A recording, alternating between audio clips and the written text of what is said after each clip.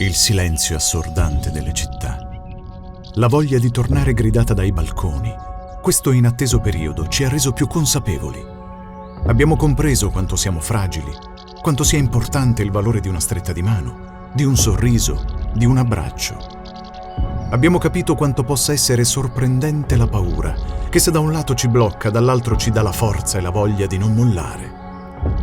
È per questo che ripartiremo, forti della qualità dei nostri servizi, dai nostri meravigliosi luoghi rimasti vuoti, silenti, dalla nostra Sicilia che con i suoi 3000 anni di storia ha incantato poeti e scrittori di tutte le epoche. Ricominciamo dall'orgoglio di essere un'azienda familiare siciliana.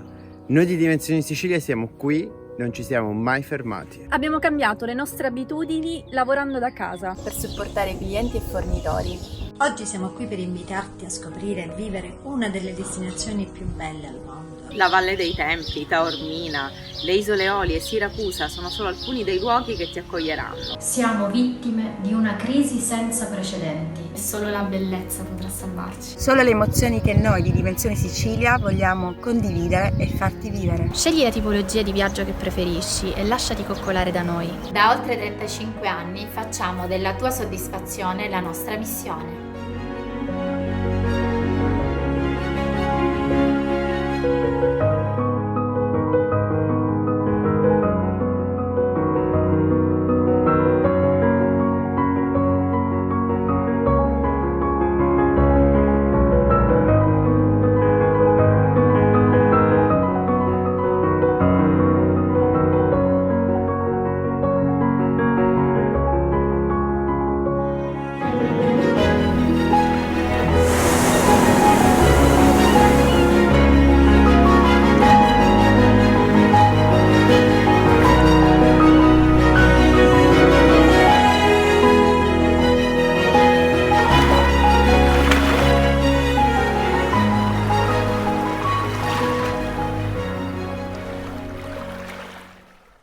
Ti aspettiamo!